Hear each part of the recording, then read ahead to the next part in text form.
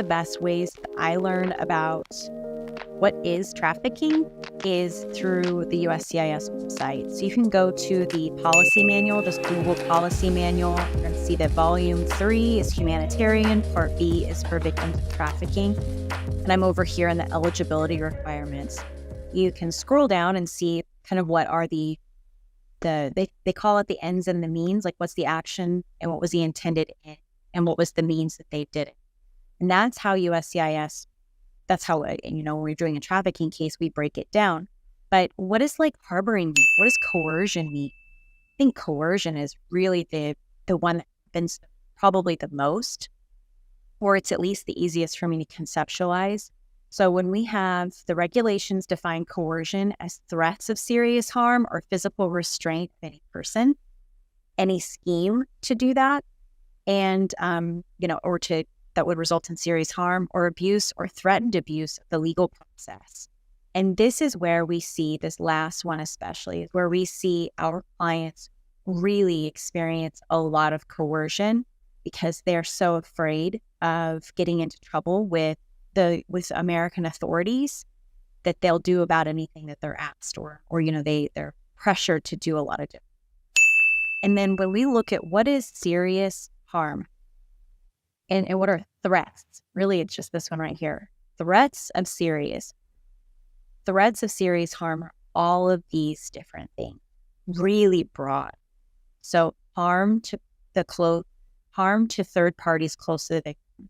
I'm going to harm your kids. I'm going to harm your wife. I'm going to hurt I would argue like your animals, depending on, what the situation is. Banishment. So I'm going to throw you out. I'm going to cut you off completely from your family, not providing food. If you don't do a certain thing, you're not going. I know that one of our clients, she was living with someone and part of her living arrangements was she was provided with food, 1 meal a day. That was, and 1 meal a day is starvation. When we can look at, what is expected in a developing country, you see even in developing countries, much less first world countries that are already developed, 1 meal a day is not sufficient. And then I'm going to cause you to lose be it bankruptcy of the victim and then subjecting them to isolation. So not giving them a self, cutting them off from the outside world, knowing that you have them where in Kansas especially, it's in any remote place, it's very easy to isolate people because there's no public transportation.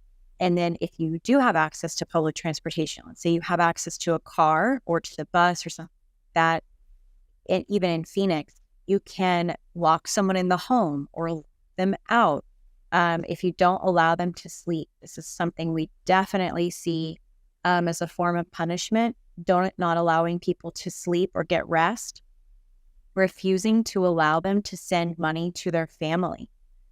So you're doing all this work and you're not, and this is where we see a lot of spouses trafficking or causing threats of serious harm, where you're not allowed to send money to your mom or your dad or your grandparents or your sister, your cousins in your home country. You're not allowed to do that. I control all the money. That's a big red flag. And a lot of times they'll say it's because we don't have enough money for ourselves.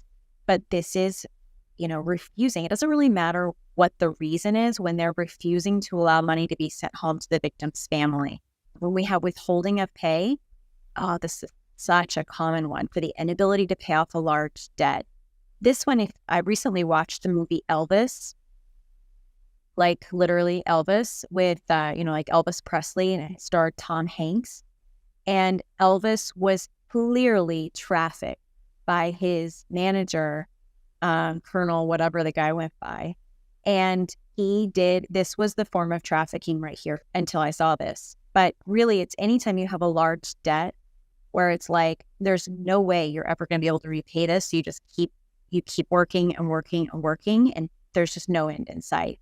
If you are threatened to be removed from the United States or deported, this is where I'm going to call ICE on you. Anything like that. This is a threat of serious harm. It's right here in the regulation. So that's really remarkable. And then we also have things in the employment setting, especially where I'm going to accuse you of stealing.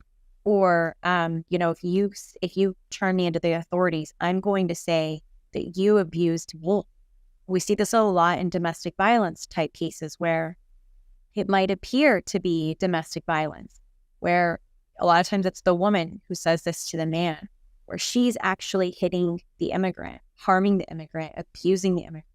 And she says, I will call the police on you and I will say you're doing it to me.